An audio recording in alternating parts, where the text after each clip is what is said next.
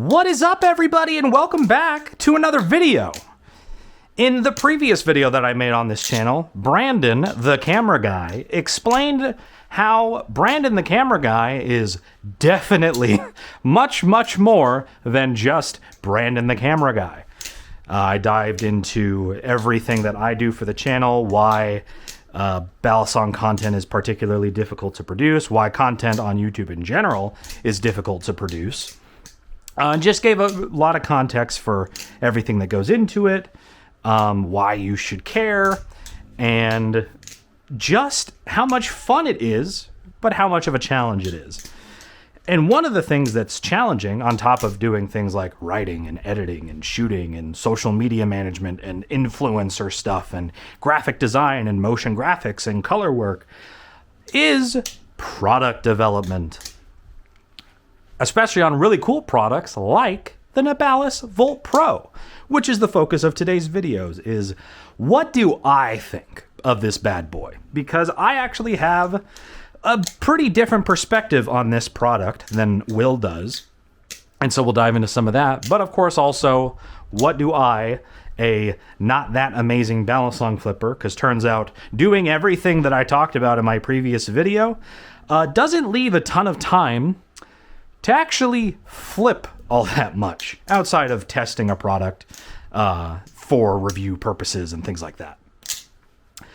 So the Vulp Pro is genuinely really cool, but it has a pretty interesting story of development that I'll kind of give my perspective on before I give my nitty-gritty spicy thoughts on this and the very fun plans that I have for a particular model of the Vulp Pro, because that's going to be really fun.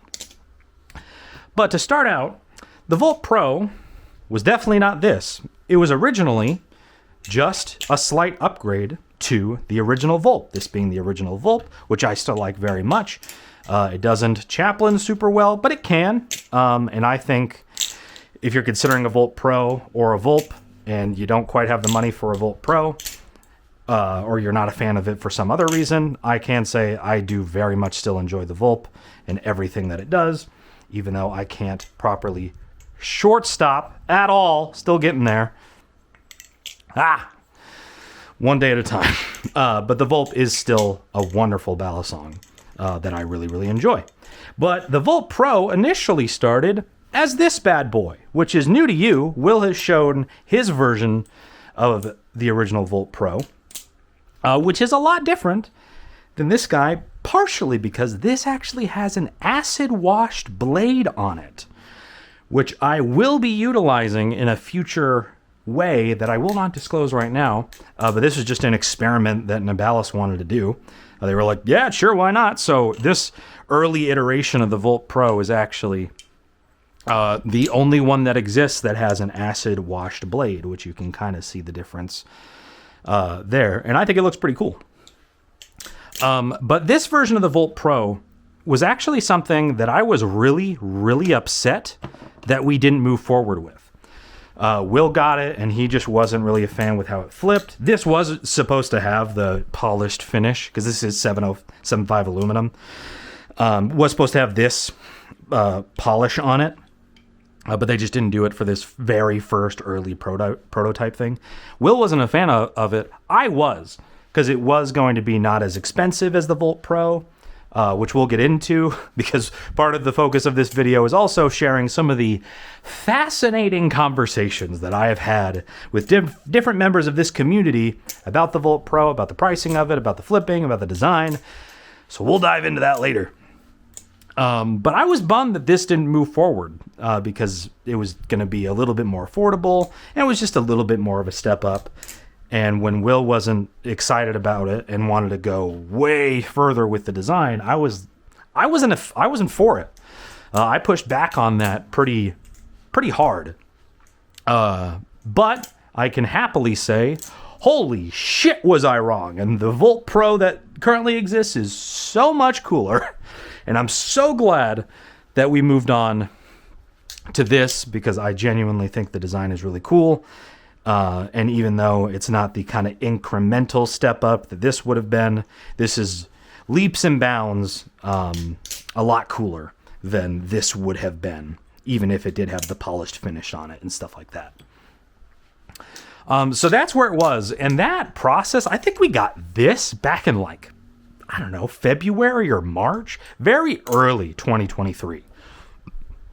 The development of this goes back even to like the end of 2022. Not that long after the Vulp came out.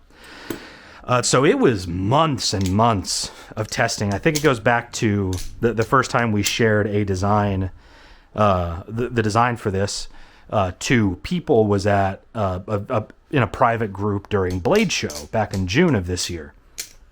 And that was where we first showed it off, and we were going back and forth about how similar does this look to the Cygnus? Is this clone territory? How do we make it different? And I was one of the people that was vocal about it really, really shouldn't look that similar to the Cygnus. And one of the designs originally was a lot closer to that.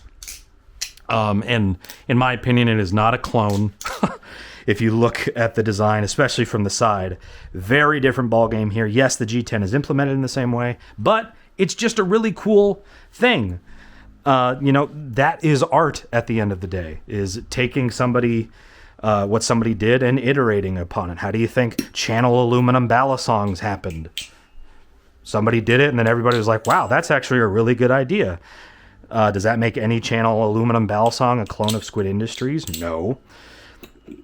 If anybody decides to clone crazy stuff like this, I happily encourage them to, because this was technically an original idea, but it shouldn't be an original idea, and nobody should ever clone that. But if they want to, they can. But same thing with like 3D printed stuff. Is a 3D printed Sandwich Balisong, is that a clone of other 3D printed Sandwich Balisongs? No. But they do look similar, but that's because it's just a really good idea. But so that's initially where it started, and that's where we initially got feedback on it. And I was relatively skeptical about it from the beginning. I was not right out of the gate like, yes, like this is exactly the direction I think it should go in. But once we got our hands on it and felt how it flipped, which I love the comparisons to the way that my V1 Crackerakin is, which I actually, holding these side by side, I actually much prefer the red color on the Vulp Pro over the kind of closer to maroon on this V1 Kraken, which I still love to death. But I love the similar feel in the aluminum of that, and I like that's paired with another one of my other favorite features about any Balisong is G10. This is a little bit more rough and designed to be a little bit more grippy than the Nautilus, but it combines the feeling that I love in the Kraken and the feeling that I love in the Nautilus, and what I liked about the Vulp. But that's in terms of just the general feel, not necessarily the flipping. But this version of the Vulp Pro is actually different, and Will talked about this in one of the videos that he made, but I wanted to give a little bit more context. This initial version of the Vulp Pro, which I'm now realizing, wow, the red is different here too. And I like that even more than than this iteration of it. But that's interesting. You probably can't see it on camera, but it is just slightly different. But this variant, if you look at the channel cutout, it is much, much longer on this version. And when we got this, I was flipping it, this again being the less long of a cutout here. I was flipping it, and it just felt like it lagged a little bit too much, and a lot more than other Balisongs in my collection. And again, I'm not the most advanced flipper in the world.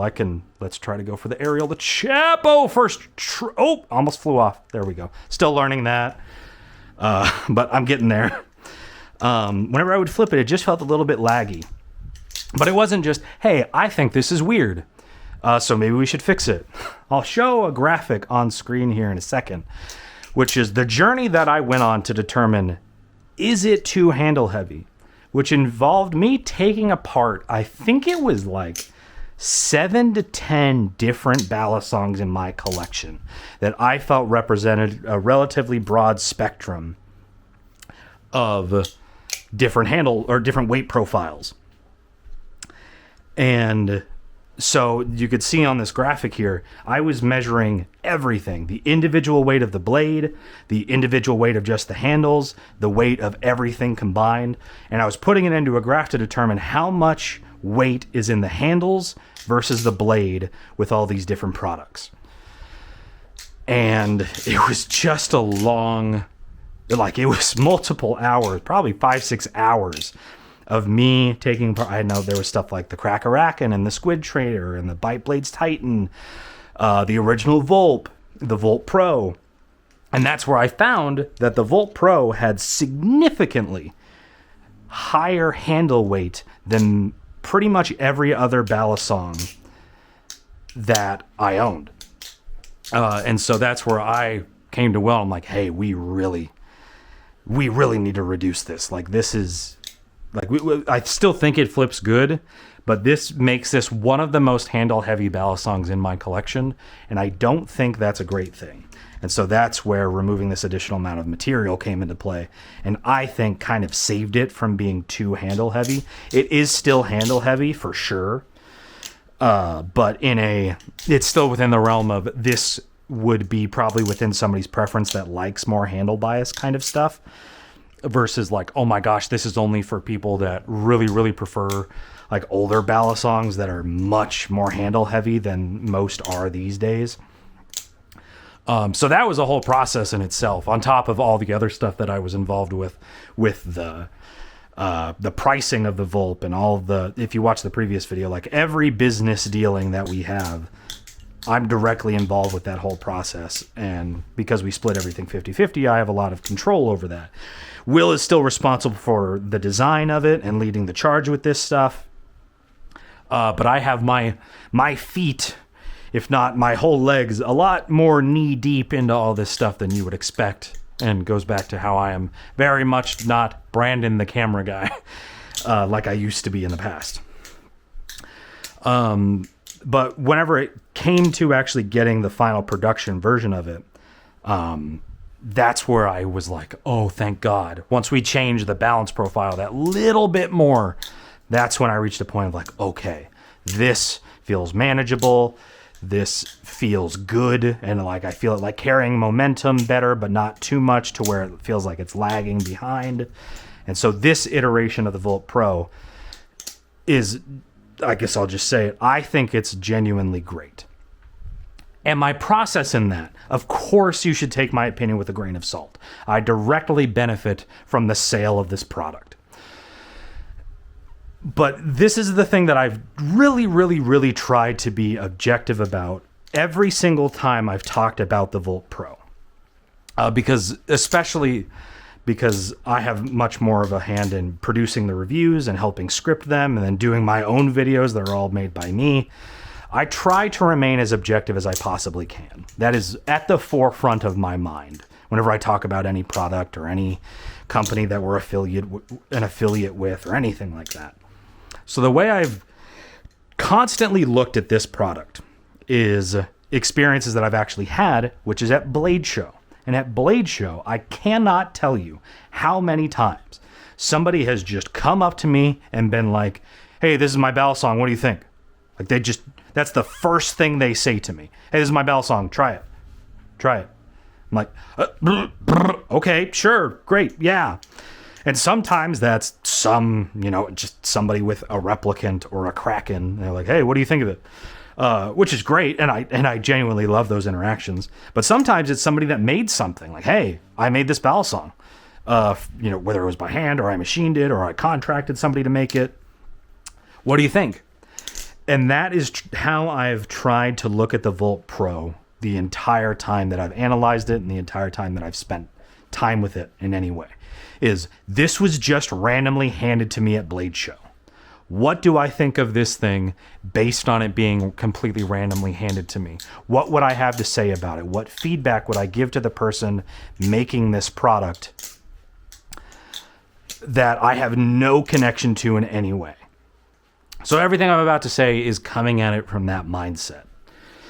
And for my preferences, which is a lot of rollovers, a lot of aerials, a lot of chaplains, which the original Vulp is known for not being the best chaplainer. Once you learn how to chaplain, it still doesn't chaplain like badly, but you have to do some wider circles with it for it to stay on your finger. And if you try to go too fast, it will eventually, there it goes. Like I didn't try to force that just flew off the way that it did.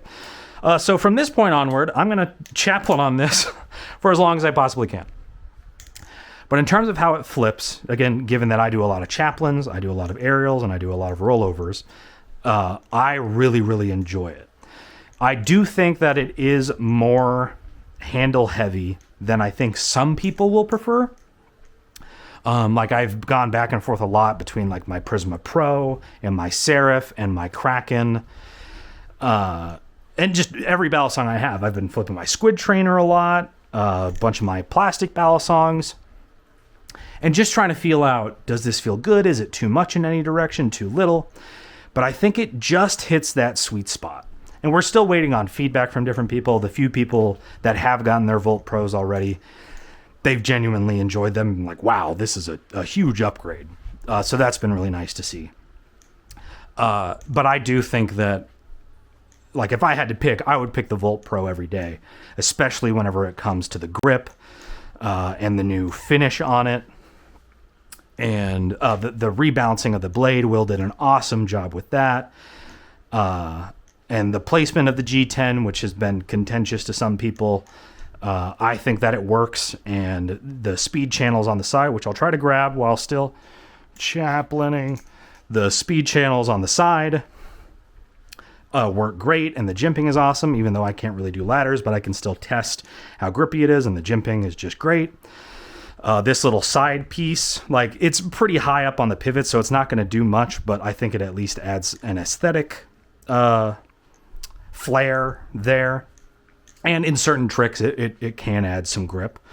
But that's maybe something where, like, I would have been interested to see it more kind of put in the middle versus up there. But then that would have thrown off the speed channel and been harder to implement. But overall, I think it is genuinely a huge upgrade, and it combines so much of what I enjoy about a lot of other Balisongs, including, I'm going to try to keep this going.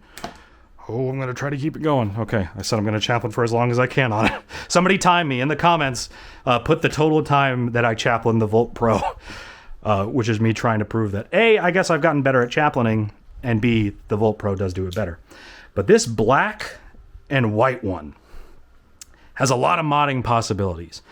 I've been messing with how difficult the G10 is to remove, and the mileage varies, mostly due to just machining tolerances, on how easy the G10 is to remove. On this black and red one, it came out no problems at all. With the other units that I've tested it on, it's been a little bit more tricky, but you can get it out. And when you do, oh boy, there's a lot you can do with it. So I'm not going to spoil everything, but I can tell you the acid wash blade on that bad boy in there might end up making it into one of these things, especially one of the people that we sent Vulp Pro for free to, just because he has contributed so much to this community, is Zippy. And when he makes new inserts for the Vulp Pro, and you take something like, oh God, there it goes. I got too distracted. Somebody time me. Put the time in the comments. How long was that chaplain? Oh, it's out there. I'll throw a picture of it on screen because I don't want to go grab it and have to walk through my living room. But my Serpent Striker, the purple to red fade that I did, if you take something like, where the hell did I just put it? If you take something like this and maybe do a little bit of a fade, like a red to purple fade, and then you take that and you take this little side piece here, which is a separate piece, by the way, that is independent of the other pieces, just due to the nature of the construction. You know, let's say purple to red, and then this piece be purple, and then you got a black blade, and like a red insert, purple insert. Ooh, baby. Ooh, doggy. That is something that really, really excites me. Especially because I have so many different Balisongs that I love to customize, like this bad boy, like the Serpent Striker. I love customizability in Balisongs. And so I'm really excited to see what people do with it in that regard. What I'm not as excited about is some of the conversation that I've seen about the Vulp Pro.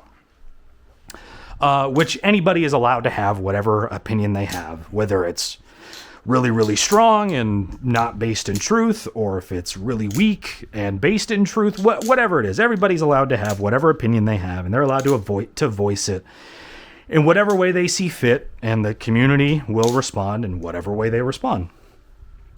But some of what I've seen about the Vulp Pro has just been pretty funny to watch. The price being a pretty contentious thing, something that we've bounced back and forth on a lot.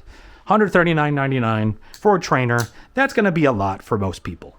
It would be a lot for me. If I was getting into the hobby, I'd be like, oh, $140. I don't know if I have that kind of cash to spend. Oh, but there's a less feature-rich one that's $65. $65, that's a little bit more stomachable.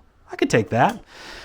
And there's been talk about, it being made in China by Nabalis, and how you got so many different clone makers in China that are stealing a design, not putting really any design work into it, just stealing it and then making it, and then that's what people base their pricing discussions on.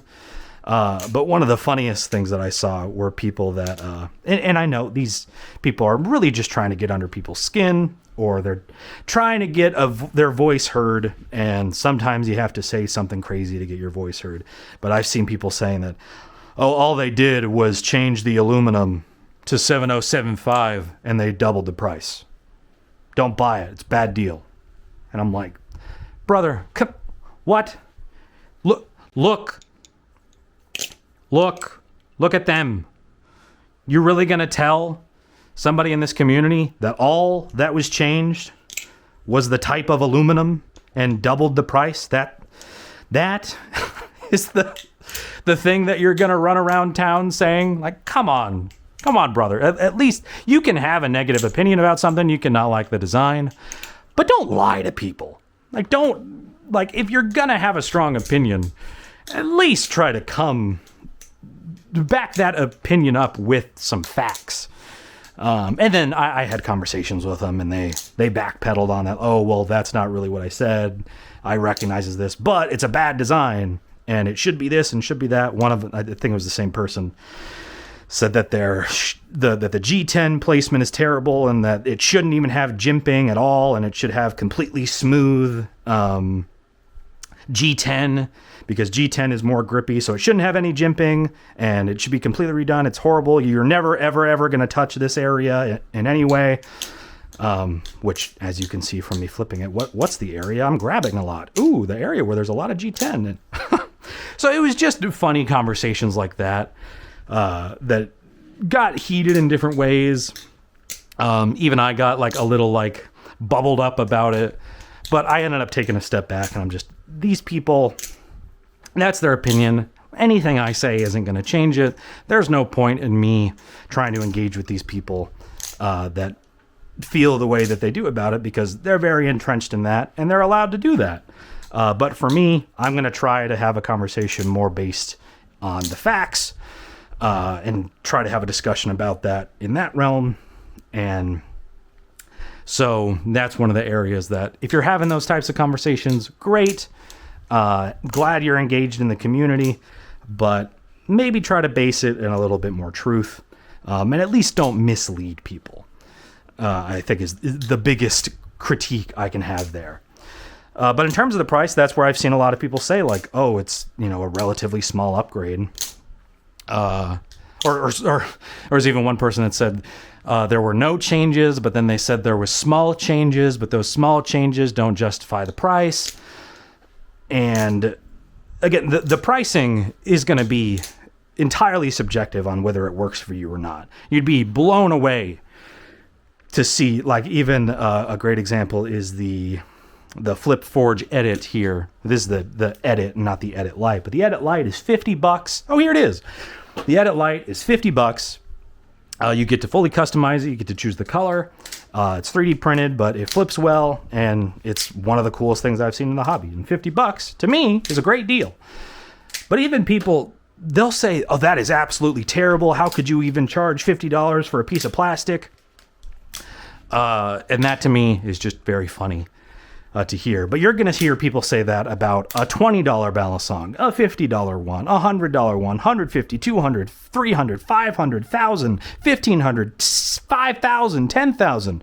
You're going to see people that disagree with the price on any product across the board. And the thing that I try to think about, and I think I have a little bit more respect for, being somebody that creates content on my own and creates products on my own, or collaborates with a small team, aka Will, is I think I just have a little bit more respect for the time that goes into all this stuff. Whether you're a small company making something that's just you, or you have a small team, and I've seen each level of this in a lot of ways outside of the manufacturing that's done in China. I've worked with people like Stitch Steel to make, to make the butter knife Balisong, and seen him make stuff by hand and just how much time that takes. And then seeing the level of somebody like Machine Wise making something with just 3 or 4 people, sometimes just 2 people, and just a couple machines and that. And then the even bigger scale of a company like Squid Industries. And seeing what goes into that, where you have 30, 40, 50 people all working on a product all simultaneously. And then I worked in my other client work that I've done. I've filmed videos on a production scale. Like one of my clients, they do a ton of shipping and like packaging and all that, like multi-billion-dollar company. And in that realm, I've seen massive factory floors where you have 50, 100, 200 people all working their asses off in these hot and crazy environments, trying to make these products and distribute them. So that's where I think I have a little bit different of a perspective, and I'm not just looking at like the raw material cost of something, because that's easy to do. You can just say, oh, it's only X amount in material, so it should cost X amount. But that's not factoring in, the time it takes to design it, the time it takes to test the prototypes, the time that it takes to manufacture the actual product and make sure that the machining is good and that everything can be done repeatedly with a minimal amount of errors, and custom designing all those programs to do that. And then the distributing of them, and knowing that it's not just, oh yeah, you sell a product and bada bing, bada boom, you get your profit margin and that's done. It's like, no, you got shipping fees, you have cuts that storefronts take, especially if you're distributing in the United States. I think for something like the Vulp, I think you have to pay like a 15% cut just for selling on Amazon, then plus the fee to ship it. So that's 15%. Most of these products have maybe 30, 40% profit margin. So 15%, that's not anything to scoff at, especially if you're distributing in the United States and not just selling out of something like Aliexpress or Alibaba or Temu, and just shipping out of China. It's a whole different ballgame. So me having the exposure that I have to all of that kind of stuff, I think just gives me a little bit more appreciation for that stuff. And if people disagree, that's the beauty of this hobby. You can disagree, and this is a very subjective hobby that we're in, where people will like things for different reasons, even down to, like the type of weather you live, or the type of weather in the area you live in can determine how much you enjoy different types of Balisongs and how it feels, because your hands being hot and sticky will affect the gripability of a Balisong, and maybe that'll make you like aluminum more, or titanium more, or G10 more. And then you have the different levels of tricks that we can all do, and that will affect how much you enjoy something. If you like doing fans more, maybe you'll like something with a little bit more blade weight or tip weight. If you like doing rollovers more like me, you'll probably like something with a little bit more handle bias. Sometimes you have no idea what you like because you don't know that many tricks, and it makes it a lot more difficult to figure that out. And so you need something that's cheap or something that's good enough. And that's what the Vulp is ultimately, or the Vulp Pro is ultimately designed to be. The Vulp Pro isn't designed to be a, the most amazing budget-friendly Balisong at the lowest possible price that it can be, because we need to make money at the end of the day. This YouTube thing is not nearly as financially stable as you would think it might be. And so we need to do that. And we need to consider, the future and what we want to do with these different products.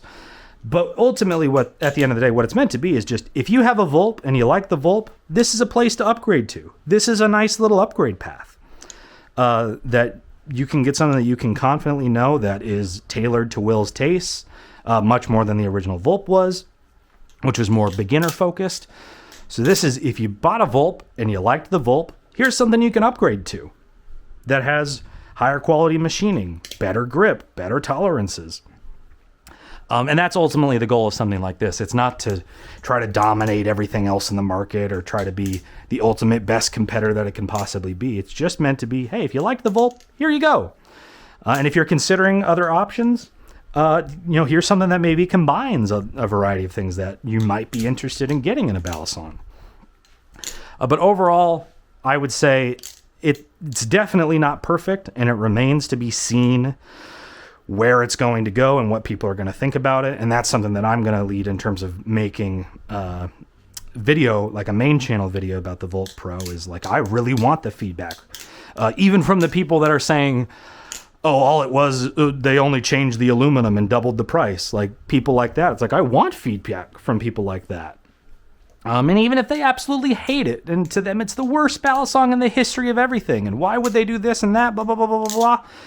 If that's how you feel, I want to hear it. I want to know.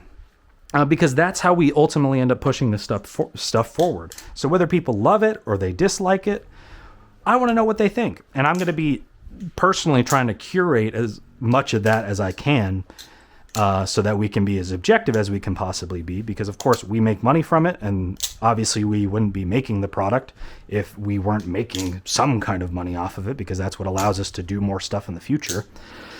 But whether it's good or bad, that's ultimately valuable.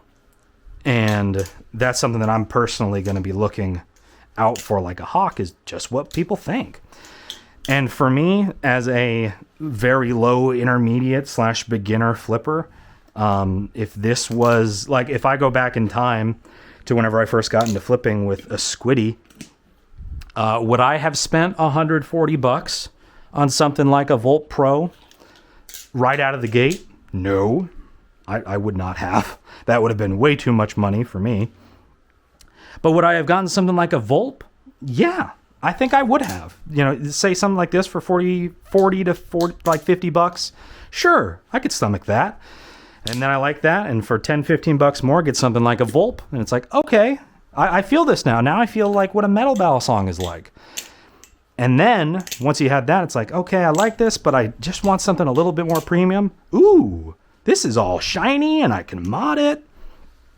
And it's a preference that's closer to Will, so I could get more in tune for what Will likes. And wow, now I have all this new context for these other reviews on the Will Hirsch YouTube channel, because now I have a Balisong that's roughly close to, or not even roughly, like pretty damn spot on to what Will prefers in a Balisong. And now I know, okay, if he likes this, then I'll probably like this thing too, because I really like the Vulp Pro.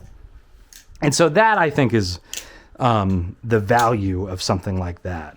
And that's where I don't even expect that this will sell, thousands and thousands and thousands of units like the Vulp has, just because it's in a different spot. But it's not designed to be perfect. It's not designed to be a universal thing that everybody's going to love. This is just what Will and I like a lot in a Balisong. And I'm really excited to get into the future stuff where I get to mod it and make my own thing. And that's one of the things that I pushed for the most, was I want the G10 to be modifiable. I want it, like, I would love a world where there's a replacement G10 being sold, especially in white, so you can dye it, or just different colors of G10. Like, I would love to see that, because that adds even more value at the end of the day. At least to somebody like me who likes that customization factor and, wants more bang for my buck out of a Balisong. And if I can customize it in some way, and it maybe successfully do a shortstop at all, close enough there. That's really valuable to me.